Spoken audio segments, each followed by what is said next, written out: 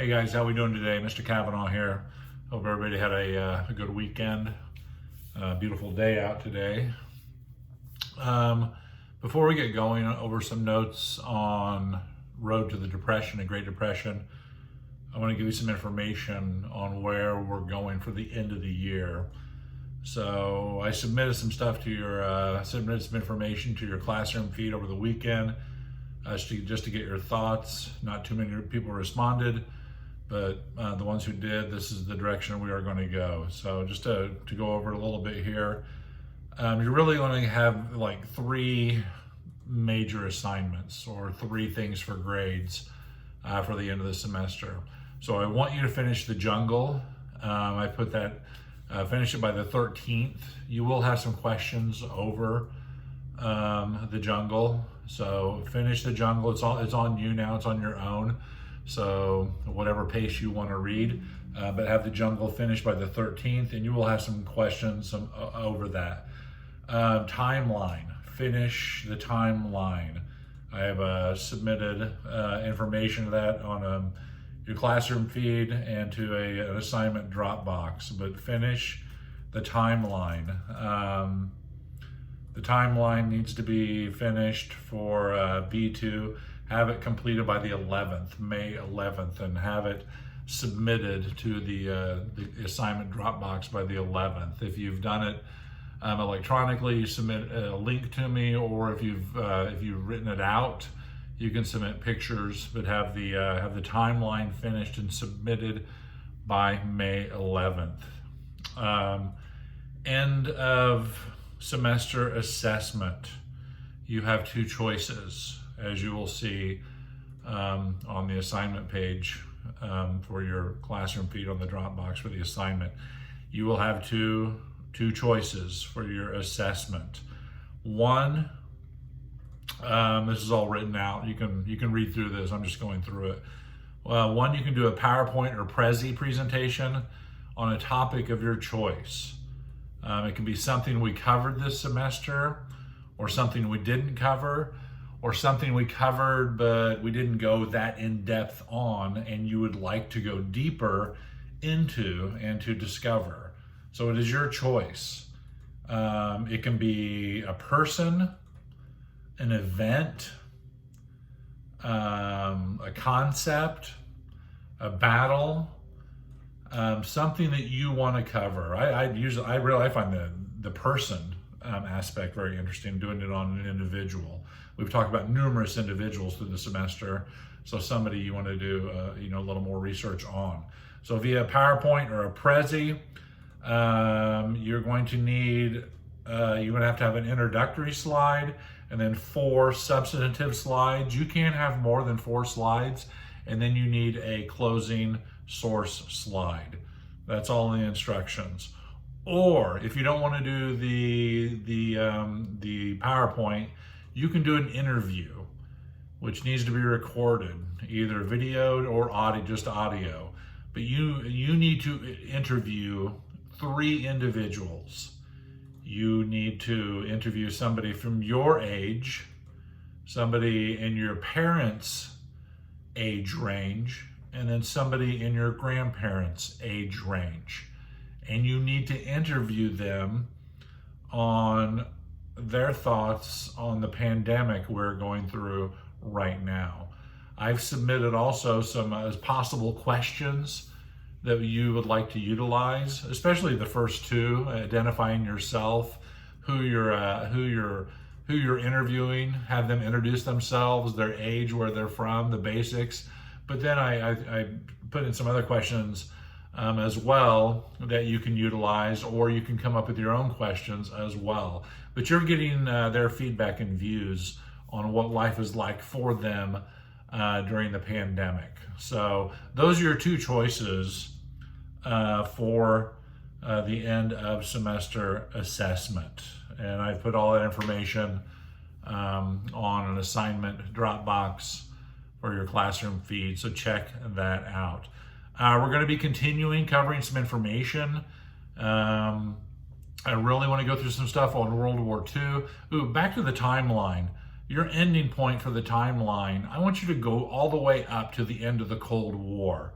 which is really the fall of the Berlin Wall. So the last thing in your timeline is fall of the Berlin Wall. But there are other stuff in there in the Cold War, like Vietnam, Korea, the Kennedy assassination.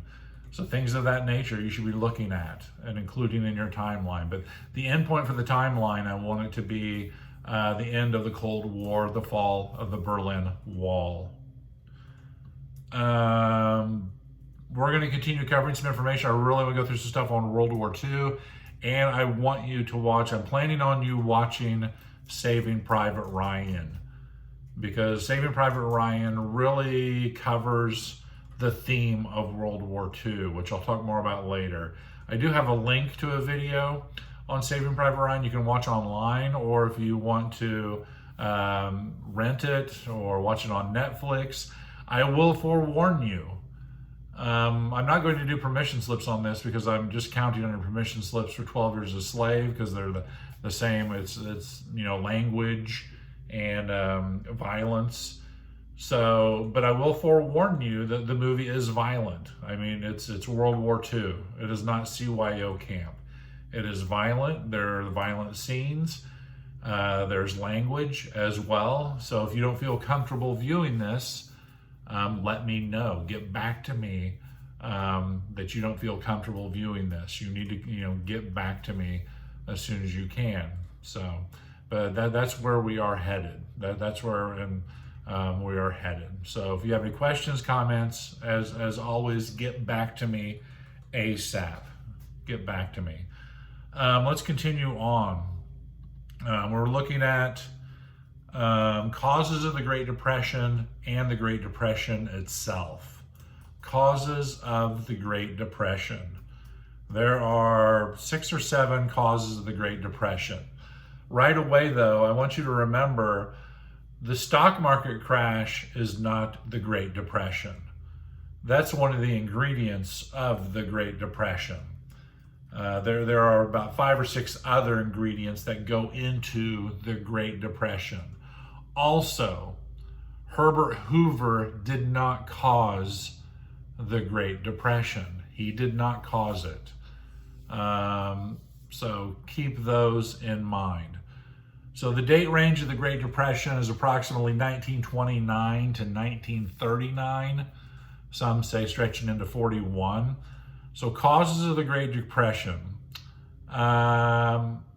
Looking first at the stock market. So during the Roaring 20s, the stock market is just skyrocketing. People from all walks of life are investing. Everybody thinks that they can be rich. And too many people involved in the stock market, they are buying what's called buying on margin, which you're taking loans to buy stocks. And you're hoping that stock takes off and then you can pay off the loan. That's called margin call. And there's also too much speculation in the market. Tons of speculation. Speculation, really, at the end of the day, it's just guessing. So people are just shaking their magic 8 ball and should I buy this stock? It is decidedly so. So that there are hardly any checks on the market. It's a free-for-all. So too much buying on margin and too much speculation is what's happening in the stock market. Quickly, what is the stock market? What is the Dow? The Dow is short for Dow Jones Industrial Average, which is the top 30 performing stocks. So the Dow is the economic indicator of what the market is doing. You hear at the end of every day on the news, on the radio, they'll say the Dow was up this or the Dow was down this. If the Dow is up, then the rest of the stock market should be up. If the Dow is down, then the rest of the stock market will be down. Stock market, a share. The stock market allows you to invest or buy ownership in a company. Let's say I'm company X. I have an idea, but I don't have the business capital to get my company going where I want it to be. So I'm going to have what's called an IPO, initial public offering. and I'm going to offer up my company to set for sale. I'm going to allow people to buy into my company, buy shares of my company. I'll take the money that they buy into my company and I'll expand my company. Hopefully my idea, my company will grow. Hence, they can get a return off their investment. They can sell their shares. Let's say my IPO is like $100 a share and you buy so many shares. Let's say the company grows, your $100 a share turns into $150 a share while you're making money. You can sell some of that off and make some cash, invest it or go spend it. Or, excuse me, my company can start to crash and burn and your $100 a share is now down to $90 a share. Woo, you're losing money. Should you stay in or should you get out and sell out? That is what the market does. It allows you to buy and sell shares of companies, to invest in companies, to have ownership or stakes or shares in companies. But the market goes up and down, and your money goes up and down. So that is the Dow, that is the stock market, New York Stock Exchange. There are other indices as well, other markets like S&P. But we're focused on the New York Stock Exchange. So leading into the depression, the market is unchecked. The Dow is skyrocketing. People are investing, but they're doing it without safety nets. That's one of the biggest, this is going to be one of the causes of the depression. Another cause is going to be inequality of wealth. The rich are getting richer and they control vast swaths of wealth. You have a very small group of individuals and they control vast amounts of wealth, which is actually, it's still that way today. There are too many people buying on credit during this time period, buying on credit and installment buying. People not actually paying money for goods. They're buying on credit. European farms are starting to come back online. Keep in mind, following World War I, many European farms were devastated due to the war. Well, that was beneficial for American farmers. Let's say American wheat farmers. Now they can make more money selling their wheat since there's a huge demand for wheat. Wheat is scarce, hence the price is up. American farmers can make money. Something to think about. If you're a wheat farmer and you're making more money, wow, I can expand my operation. But I don't have the capital, so where do you go? You go to the bank to get a loan to expand your operation. So you buy new equipment and you buy more land because things are good. You're going to make more money. You're going to grow. But all of a sudden, European farms start coming back online and they're producing wheat as well. Well, if there's more wheat, that's going to drive down prices. I'm not making as much as I used to, but I still need to pay off my loans. All of a sudden, the market keeps going down. And now, to compound the issue, there's a major drought that's taking over America's breadbasket, leading to what becomes known as the Dust Bowl. The banks still want their money, even though now I'm not making as much. All of a sudden, I can't pay off my loans. Then the bank forecloses on my equipment that I purchased, and then eventually they possibly foreclose on my land. So that is what's happening. European farms are coming back online. The economy is beginning to contract. The economy is beginning to slow. Unemployment is starting to rise. Federal Reserve policies play a role. The Federal Reserve Bank, they take money out of circulation to gain some control over the contraction. And so there's tight money. There's not enough money in circulation to head things off once it starts.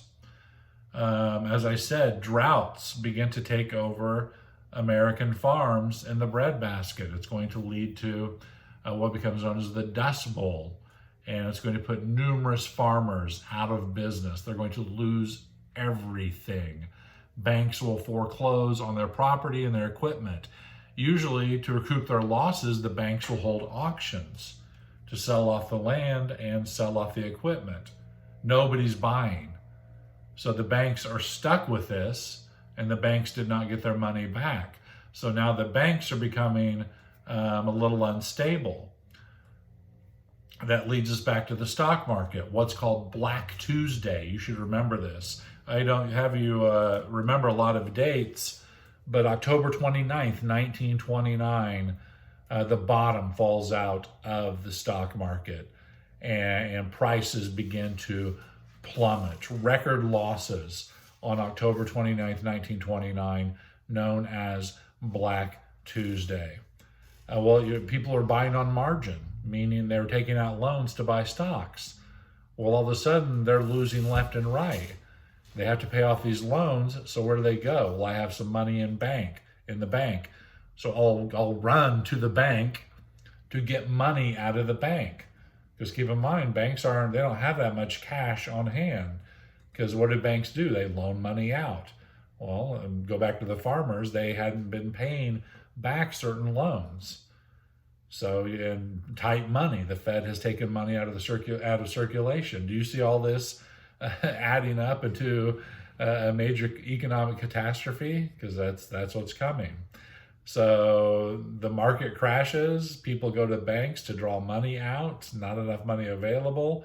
Banks that were shaky are very shaky now, and banks begin to fail. And dominoes are starting to fall. People who are heavily invested, who thought they could have it all and be super wealthy, they're losing everything. At this period of time, about 80% of the American population had nothing in savings to back them up. They were spending it all. They were buying new consumer goods. They were buying that Model T, and they were investing in the stock market, hoping to be wealthy. But now once the dominoes start to fall, they're going to start to lose everything. The GDP, the gross domestic product, is dropping rapidly. It drops from in 1929 from about 103 billion down to 1933, down about 56 billion. So goods and services, what we're producing annually, is dropping dramatically. Banks begin to fail. There are a run on banks.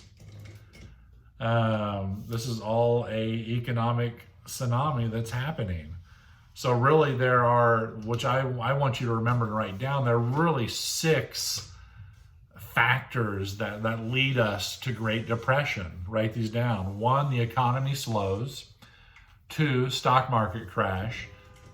3, banks fail. 4, inequality of wealth.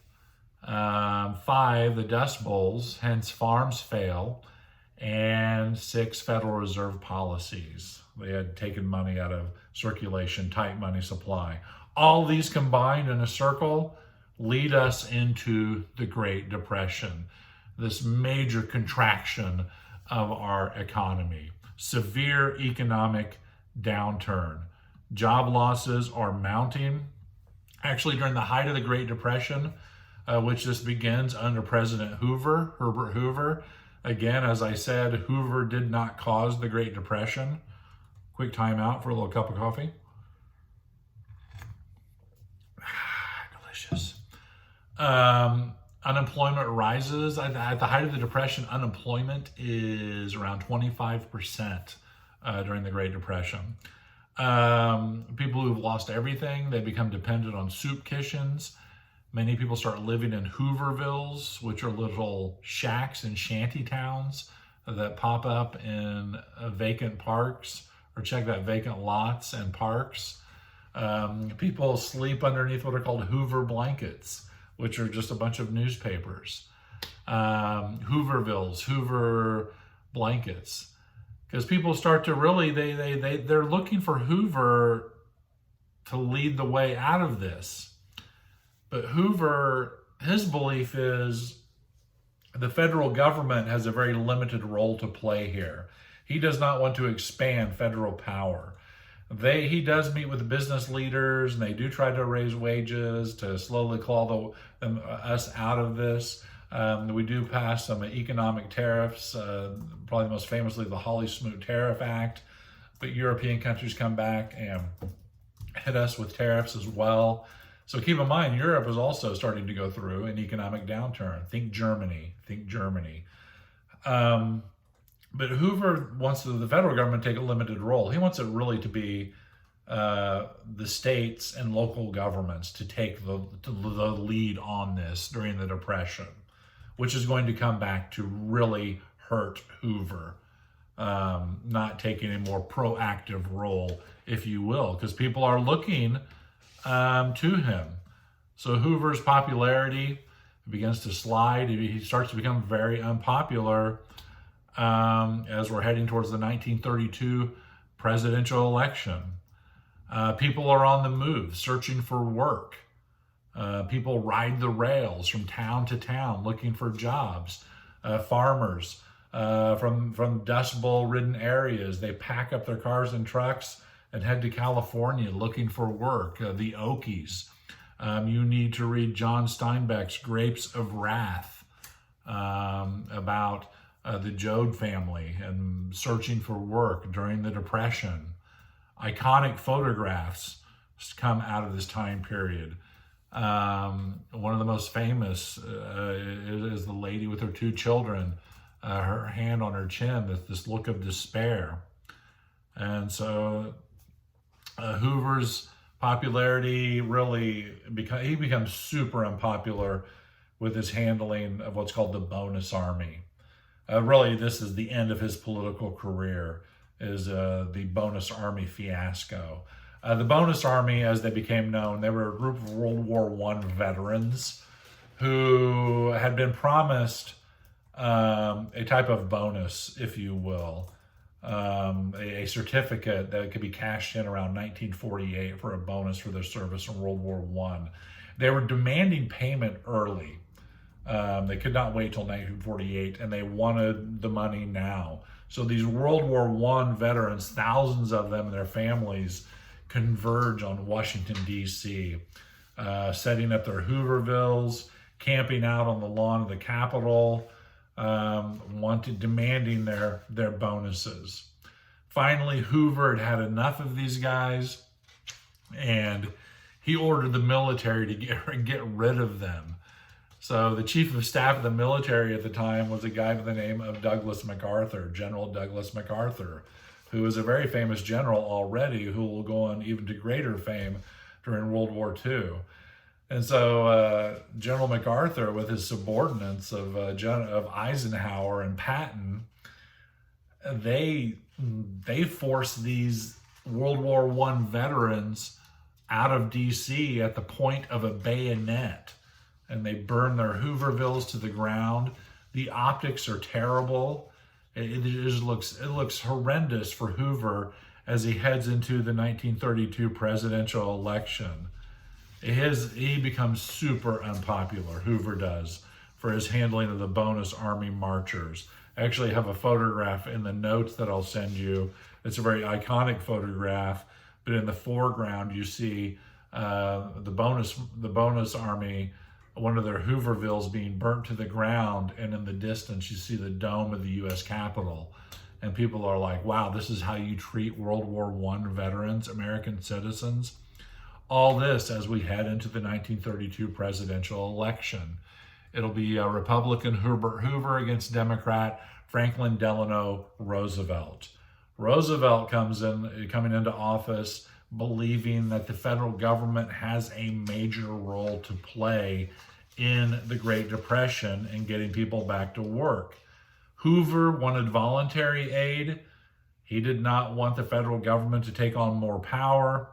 FDR wanted aid for the poor, and he felt the federal government should take the lead.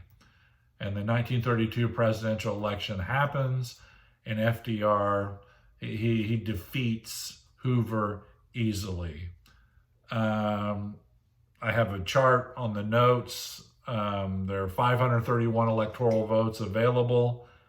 FDR gets 472, Hoover gets 59 electoral votes. It's not so much that people were in love with FDR, it's just they hated Hoover. They were so upset with Hoover, they took it out on him, and they voted for FDR. FDR comes into office, and he brings in his policy known as the New Deal. Remember that, the New Deal. The New Deal is FDR's program to bring the United States out of the Great Depression. He comes into office, and it's known as his first 100 days. And FDR is just pushing through all types of pieces of legislation to try to get the country back to work again. He is implementing all types of economic and public works programs like the TVA, Tennessee Valley Authority, which are a series of dams to harness hydroelectricity down through Appalachia.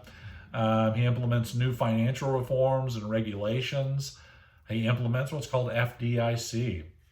The banks take a holiday. He closes the banks and implements the policy of FDIC.